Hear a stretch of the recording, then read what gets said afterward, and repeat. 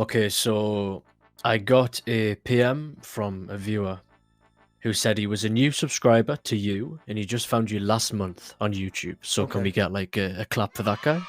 Good job, good job, good job. So basically what he was saying is he hasn't touched PvP since 2008 when he lost a full Mystic set. Okay. After binging a handful of your videos, he started digging in and his priorities soon shifted to PvP. I see. Okay. He proposed to me a few ideas, but Talk to me. firstly he mentioned what made learning PvP hard.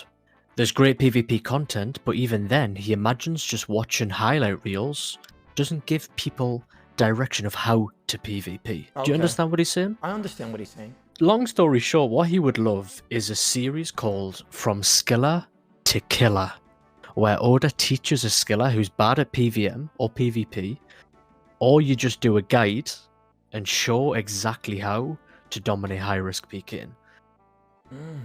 I see. You know, like an in-depth, like yours is the go-to guide of how to PvP. Skella to Kella. Am I right?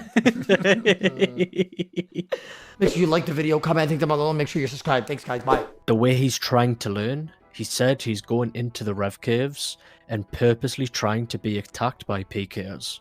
And what does he gain off that? What is he trying He to take? wants to learn how to tank, how to freeze and log, and just basically escape the fight first. So if he ever has to, he has it fine. He knows exactly how to. A lot of new PKers that go PKing. Let's say you guys are low prayer, and then you guys have 30 HP and you have 2 prayer. I'm sick of seeing new PKers, so I can be respectful, spamming their prayer potion, pop blocking themselves, and they can't eat after and they die to a 30. And oh, for the people who don't know what a pop block is, what is that? I'm gonna show you, okay? I'm gonna show you. Pop block is this. Let's say you brew, but you don't angler. Now I can't click angler for like a couple ticks. Does that make sense? And it gives them opportunity to KO you. You want to angler brew. See how it processed right away? Look again. Angler brew. Angler brew. See how it processed on the same tick? This world's laggy, so it's not processing in the exact same tick, but you know what I mean. So you want to angler brew, not brew angler. So angler brew, process same tick. So look what happens when I do brew angler. The angler doesn't process, but the brew does. That's called a pop block, which means you only heal 16 HP from that one brew dose, and then you're stuck there. Same thing with every single pot. That's what I meant by like, don't prayer pot, because then you're going to put yourself at an angle that you can't use anglers after. The only thing you could do if you're ever pop blocked is eat a Karam one, okay? Let's say you do make that mistake. Look, pop block, the only thing you can do is eat a Karam one right after. You can't eat an angler though. Does that make sense? Pop blocked is a scenario that you do not want to be in. It puts you at a disadvantage and a chance of death. If your HP is low, there's death and you get smited, right? I understand that. I understand where you're coming from. You don't want to get smited. You don't want to lose your OGS, your 9 mil item. You're only risking like 500k. It's okay. That's what's happening in your mind, okay? I understand. Even if you get smited, who cares? Because if you eat right, you're never going to die. Does that make sense? So like a lot of people in my Twitch chat, even a lot of noobs in my stream, right? When I get smited on stream, people are like, lol, smited. Lol, Oda just got... Who cares? As long as you're eating well, take your time to put that prayer back up. For instance, let's say somebody just smited me, okay? And I have 40 HP, right? I could understand maybe you're risking 50k and then your KO weapon is declaws and you want to make sure you keep it. I could understand you drinking a super restore there and dying for 50k. But let's say you risk like a couple of mil and you don't want to get smited. Don't use your prayer pot. Triple E, double E, anything. You know what I'm saying? So let's say you double eat there. Nice. You're back to 80 HP. He has no spec, no KO potential. But if you restore or prayer pot at 30 HP, you're pot blocking yourself and leading yourself to death for no reason. Don't panic when you get smited. Why do you think I tell you guys to keep high HP in deep wilderness when you only have brews? Because you're always just potting. You don't have anglers or Karam ones. So you just want to keep your HP up at all times, because if they do immense damage, and if it's crazy damage, you won't be able to catch up, right? So basically, the correct triple E that you would do, you wouldn't bring a triple E to deep wilderness, by the way. You'd bring this for Brid, you'd bring this for Venge fights, you'd bring this for Venge fights, you'd bring this for pure fights at GE, you'd bring this for Bounty Hunter, but you wouldn't do this in deep wilderness when you're NHing, right? So a triple E is like that. right? Angler Brew Karam. I'll show you guys one more time. Angler Brew Karam, right there, right? But you wouldn't do Brew Angler, okay?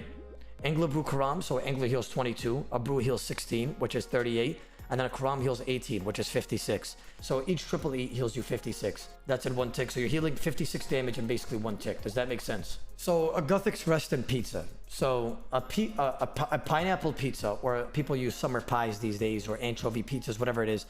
I believe, if I'm not mistaken, it heals 11 or 9, okay? Let me make sure just in case, because it's been a while since I risk fought. So it healed me 11. So let's say you're at 72 HP and you're in a DH fight and you don't want to save, but you know he has OGS. You just pizza at 82. And by the way, you could still Angler Brew Karam right after. So it's like a quadruple E if you think about it, but there's only like one tick delayed in it. So look at this real quick. I'm going to show you guys something. So let's say you pizza at 82 and then he decides to go to spec after triple E. Very simple. As for Guthix Rest, it's the same concept, but people use this for like a pot trick. A pot trick is when somebody pots, but then they try to KO you at the same time because the pot disguises the KO weapon, okay? And it also heals 5 HP, so it has the same concept as the pineapple pizza, and the Guthix Rest does not waste any ticks.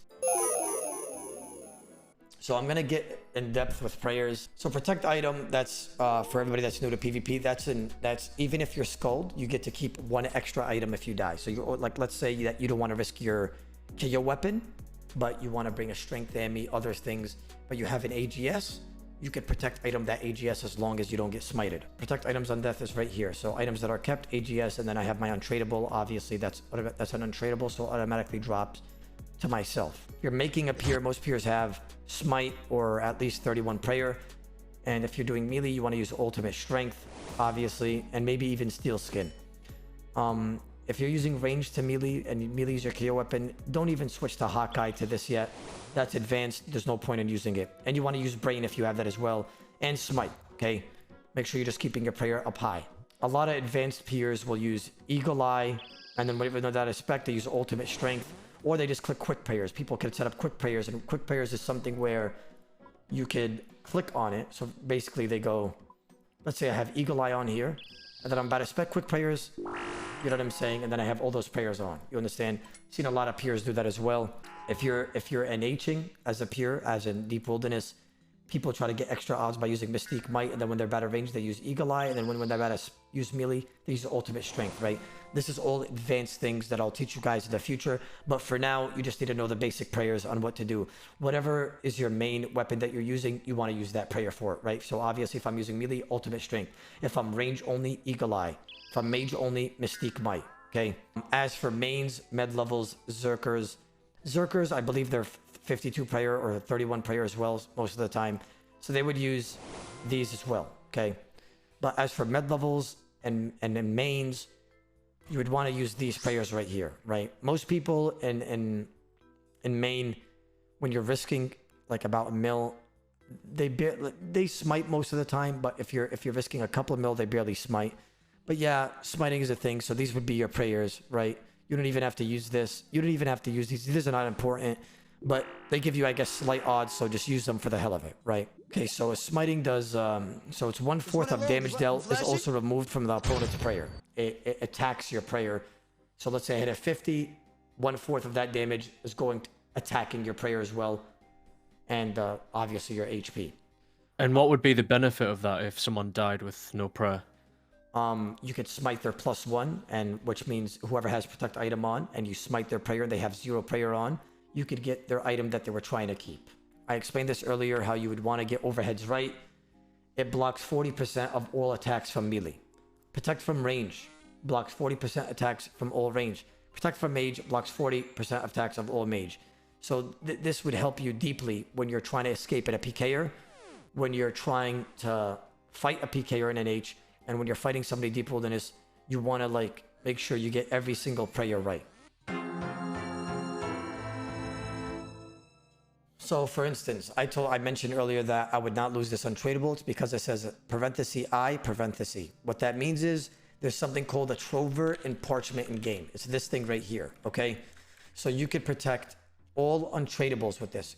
Defenders, capes, the Avis accumulator that you get from Vorkath, the upgraded one. All Void pieces, Inferno, basically all untradables, right? So you'd use this to Trover and Parchment.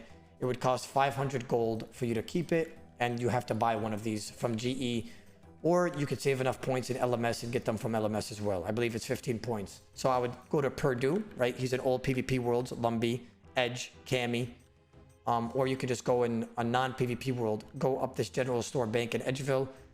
He's going to ask for 500k, and then you lock the item. Now I can bring this Infernal Cape in Deep Wilderness, and even if I die, I won't lose it. So after, you know, you Trover and Parchment, your capes, your untradables, and if you plan on going to Deep Wilderness, you only need it if you're going above 20 Wilderness, right?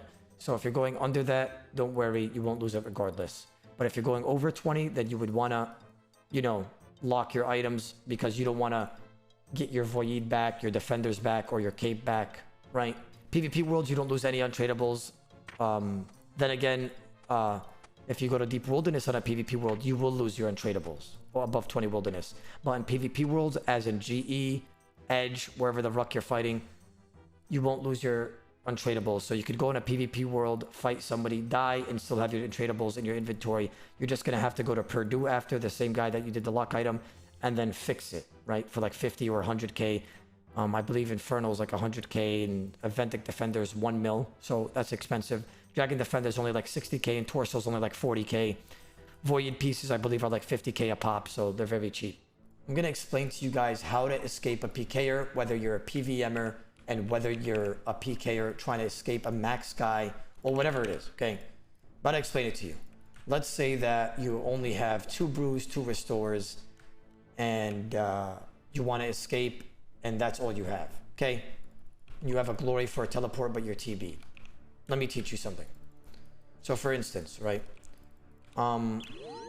Let's say I'm attacking this gentleman right here, okay? So I'm attacking this brother.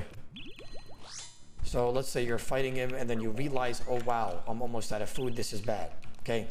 I'm gonna mage this guy, right? Mage, I'm gonna try to go for a mage hit. So I caught the mage as he caught it, right? But notice how I'm not panicking. Look, I only have 2 brews, but I'm not gonna panic, right? Because what did I tell you guys? Drink a brew sip, bolt. Drink a brew sip, bolt. Drink a brew sip, bolt. But notice how I put my HS staff on because it gives me defense bonus as well. That's a little bit advanced. You guys don't have to learn that now, but just keep your bolt on, okay? So I'm gonna go for a bolt here. I think I could kill this guy, so I'm gonna go for it because I'm ambitious. So I'm gonna go for an OGS here. A 1 on 60. It's kind of unfortunate. But see, I'm just gonna freeze him, right? He's frozen. And then I would hide behind anything, a tree, a rock, and then I would just log out after a few seconds, and I would get the log out off, okay? It's very simple, very easy. I'm gonna stay though, because honestly, this guy's bad. Let's see what happens. So like, I'm gonna explain this, right? This is like as if like if you guys are fighting, obviously, no offense, you guys are not gonna be as good, right? But notice what I do, right? So I'm utilizing this tree now. Remember when I told you about utilizing a rock, a tree, or if you want to log out here, I can log out. I can wait 10 seconds and he wouldn't be able to attack me because, you know, the Barag timer, okay? But unpredictability. So like, notice I go for an Ogia smack here. If I hit, I would have went for a Gmaul. He's unfrozen now, and notice I have my tank gear, okay? So even if I miss, look, I put my tank gear on, right? And then I hit, and then put my tank gear on. Okay, so let's say you get overheads wrong, okay, chat? You always want to leave your tank gear on, because your tank gear is everything. It's like your backup support. So I started this fight off with like 2 brews, okay? So let's see how it goes. So like, I'm at a disadvantage, obviously. So I could log off here as well, okay? So I can log off here and I'd escape if I wanted to, but I'm not going to, okay? Because I feel like I'm better than this guy, even with the low amount of food that I have. A 0 on 57, unfortunate. This guy is not keeping his HP up, and that's a bad thing. Like I said, chat, you're not supposed to be doing that, okay? He's obviously panicking. I believe he just ice burst me. That is not normal. Okay, now we're gonna just go for a Baraga, flick my tank gear on, right? Look how my tank gear, I'm gonna use Protect Mage. Baraga, flick my tank gear on. Usually you would have better tank gear like Varrox, Torags, Barrows, Rune, anything, okay? But in this scenario, my tank gear is Black D'hide. See, if you're ever low HP, you want to camp Protect Melee as well. Notice that I'm camping Protect Melee while he's close to me because I don't want to get KO'd, right? So now I have no food, okay? What would you do? You would freeze him, and then you would hide behind something, whether it's a rock, tree, a wall, and then you would just log off here and you're home free, no matter what wilderness you're on, right? And there's a bunch of trees in the wilderness. Don't be like, oh, I can't find anything. Well, guess what? This guy's dead anyway, so it doesn't matter. Later, brother, you did well, but I did better. You know what I'm saying? So like I started off with 2 brews, 2 restores. Notice how I outplayed this guy with just having about maybe 140 of HP of food inside my inventory. Do you understand me? I'm gonna fight without F keys to make it fair. Okay, yeah, I get that. Yeah, that's fair. So like F keys are Oda. Like I need F keys. So the viewer came up to you and was saying that I'm not a good PvPer. What should I do if somebody attacks me at the revs and I want to escape? So look at this guy, for instance, right? I have no F keys here, so you guys can't even say that I'm going hard, right? You want to use overhead. You never want to smite unless he's skulled with like a fucking T-bow. Then maybe I could see why you would be smiting, right? You're gonna want to pot up, obviously, right? Notice that I'm not using any F keys, so my switches are not going to be the greatest. Let's say, for instance, you're this guy or you're the PKer. You're going to obviously want to freeze him as soon as he's unfrozen.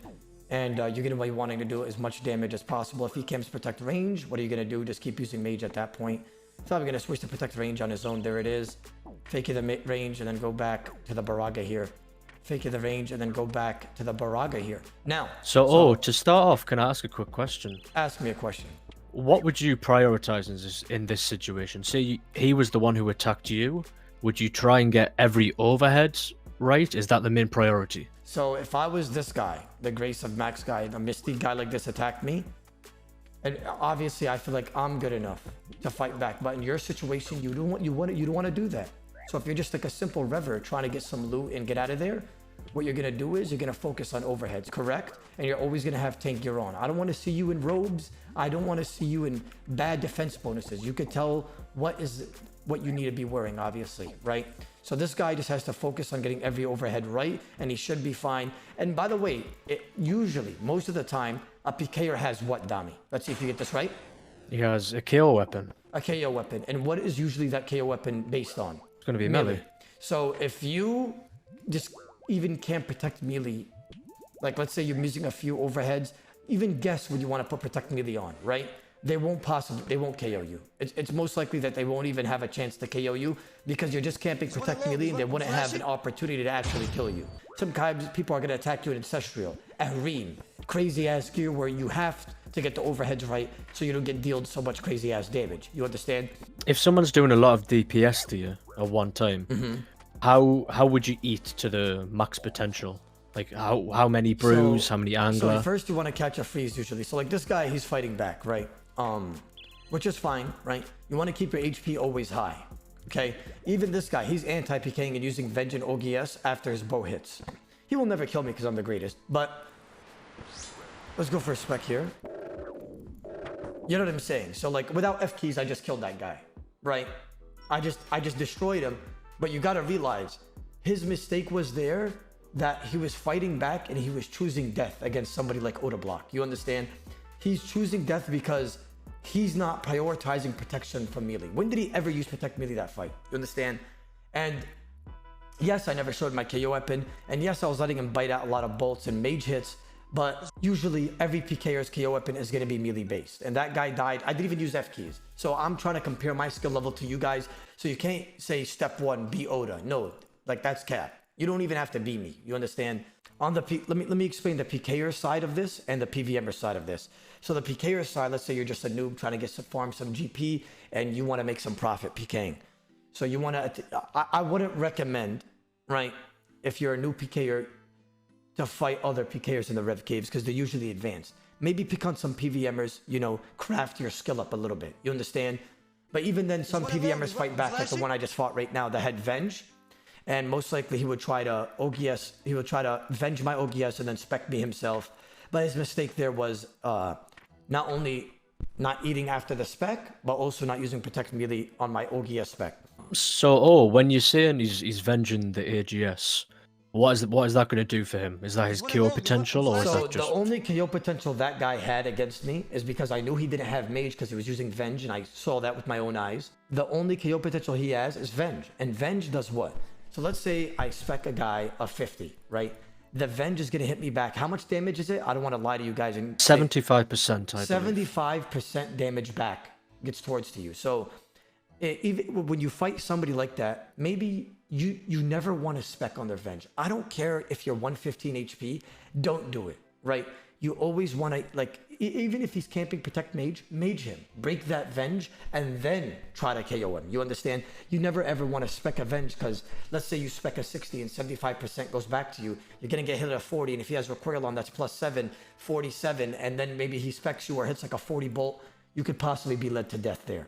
Also, when you're a PVMer and you're trying to tank, right? I don't mean to be toxic, chat, don't laugh for what I'm about to say, but you guys got to stop being some used napkins. What I mean by that is you got to stop panicking. You got to stop sweating like Mo after going up the steps. You have to realize that, hey, this is a video game. Yes, I don't want to lose my GP, but let me calm down. And realize that you could get a lot of overheads right? Let's say you put your black D hide on, or let's say you're running away from a PKer, right? Relax. There's always an algorithm. Yes, I said it, Dami. You probably don't even know about this, but there's always, every PKer is readable, right? Maybe it's just for me because I'm so used to like experiencing PKing, but West Ham, Pure Spam, Spark Mech, all these guys, they all have a different style, whether you believe it or not. Let me explain why. Certain PKers love to mage way more than range because they find it unpredictable. Other PKers love to range more than they love to mage, and it's unpredictable and they get a bunch of bolts off, right?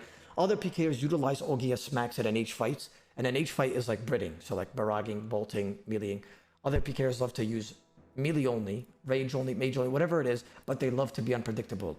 Each PKer could be readable. I don't care how fast their switches are, but just start predicting. Let's say you have protect range on, he's most likely going to mage you next, so start guessing, protect mage.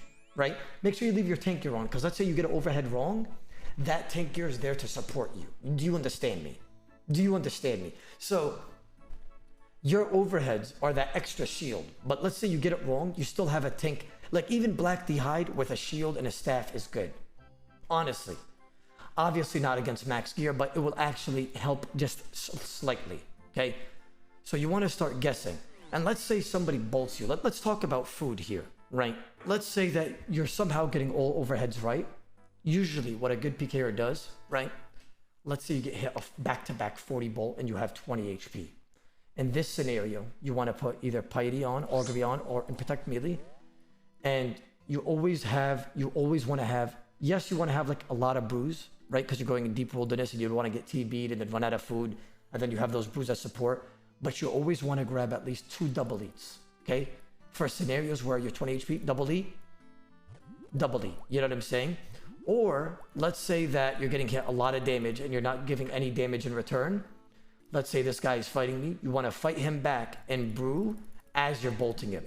Doesn't matter if your stats are low, get that extra damage in. Does that make sense? So let's say that you guys are both frozen and this guy just hit you like a 60 total.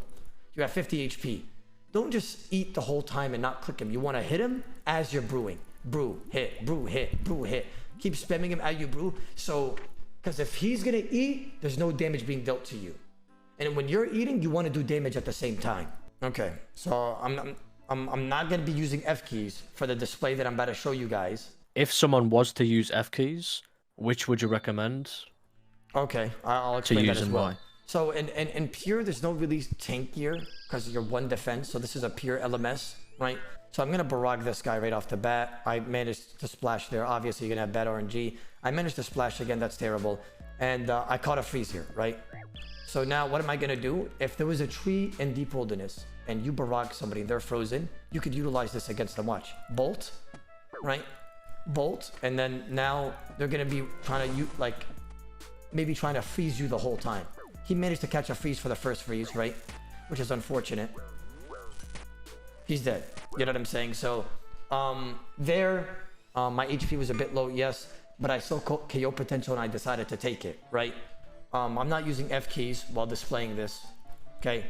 The F keys I would personally say would be F5 for spec, F3 for prayer, F4 for spellbook, F1 for inventory, and F2 for this man thing over here where it shows all your items. You understand?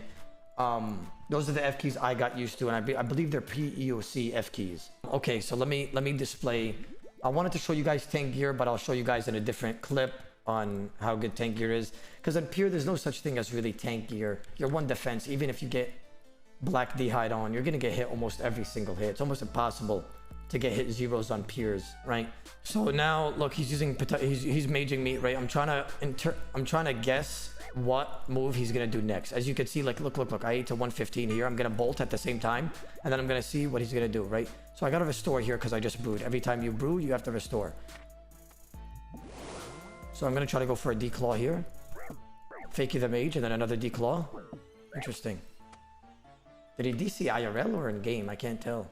Okay, so for this guy, right? Usually, what is somebody gonna do here? They're gonna go for a mage, right? But what if you switch it up and just go for range off the bat? You get a big range hit, and now they're probably gonna do protect range, and you get a big mage. You see? So I just got 2 overheads off the bat. That's what I mean by unpredictability. Now you're just gonna go ahead, bolt, right? Fake the mage, go for the declaw, bolt him here. Could possibly be dead here. I'm gonna go for the D-skim, fakey the mage, and then go for a Baraga, right? So my HP is kind of low here, so he might go for spec, so I'm just gonna double E, and then use protect melee, 105 here. And then I bolted him the same time. You seen that? He's probably gonna switch to protect melee here, but then he's gonna go protect range on his own if I just DD and don't do anything. Let's see. There it is. And then I get a free D-claw. Then he goes back to Could you explain melee. what the point of the DD is? So when you freeze somebody, right, chat? For instance, notice that I keep trying to catch a freeze on this guy. It puts you in an advantage position. You understand? So it puts you in a position where you are doing more damage than your opponent. Let me explain why. So right now, he's about to mage me, right? So I'm going to DD under him after this last hit. Now, he doesn't know what I'm going to do next. So I'm going to bolt again. See? So he's frozen, and he doesn't know what I'm doing. So I hit him, and then I walk under. Hit him, and then I walk under. And sometimes you get a lot of free hits depending how bad or how good somebody is. Even when somebody's really good, they can miss hits, right? So when you freeze, you want to try to utilize a DD as much as possible, okay? DDing is called death dotting, which means freezing your opponent, going under them, and then doing random styles of hits on them. For instance, melee, range, mage, back-to-back mage hits, another mage hit, 3 mage hits in a row. They can't really anticipate what you're going to do, so they're going to start guessing, and that's very good for you because it will put you at advantage position. Does that make sense? When would you, at what threshold of HP, would you double eat? And when would you triple eat? Okay. I'm a risk fighter, right? I feel like I know when somebody's going to go for KO potential, and I've been risk fighting for years, okay? Okay, this guy's about to mage me, even though he just ranged me, so I'm going to go to mage. So I'm just going to guess here and just use protect range. I kind of did it late. Protect mage, see? And then I go back to protect range. See how I'm just like trying to predict him? Does that make sense? So I'm going to just... sense. You know what I'm saying? I'm trying to predict my opponent. See, if I had F keys here, most of these overheads would be exactly on prayer. So now I'm going to try to melee him, and he could be dead here. Beautiful. See, this is all without F keys. This is me being at my worst, and I'm still killing these opponents. If you learn the basics, you'll become a great PKer. Do you understand me, chat? I'm not being fast at all. If you guys think I'm fast right now, this is literally half of it. And I'm trying to show you guys that NHing is very basic once you learn it. So I'm going to mage this guy, right? This guy's going to probably range me right after his mage. Who wouldn't try to mage? See, he's ranging me. So I'm going to double eat here. That's very low HP. When you're at an NH, you always want to camp. I don't care what... Okay, let me specify this 3 times. I'm flashing. There is no safing. There is no safing. There is no safing in NH. You could be at any HP as you want, and don't be ashamed at what HP you're at. Do you understand? So you want to keep your HP high at all times. The LMS is a bad, I guess, scenario to show you guys when you guys should brew, because you only get 1 brew, and I already wasted it. But your HP wants to be high at all times. Preferably 115. Do you understand me? 99. If somebody bowls you a 40, get that HP up. Brew, bowl. Definitely in pure NH as well. When you're on a pure, you want to do as much damage as possible because you're 1 defense, right? And if you're 1 defense, each hit is going to do so much damage. So I'm just going to Blood Baraga this guy, right? That gives me more HP. Notice that I'm using this house. Look, I bolt him and I keep my HP high. I'm going to eat again. He's going to try to mage me here. I have protect mage on. I have mage, right? He's going to declaw me. I'm going to try to mage him here. Do I catch it? I don't. He's going to ballista me. I'm going to let him hit it because he can't at 51. Right? So now I'm going to go behind this house and I'm going to gain all my HP back before fighting back. See how you could toy with him as much as you want. So now I'm just gonna go for a bolt. See how I had mage out, but I just go for a bolt. Another bolt, and he's probably gonna ballista me here because he saw the protect mage. Most likely a ballista is gonna come out now. And it's an easy kill. You know what I'm saying? Wait, that was it? That was everybody? Bro. Wallah, from how much commentary I just did, I didn't know I won that. Wallah.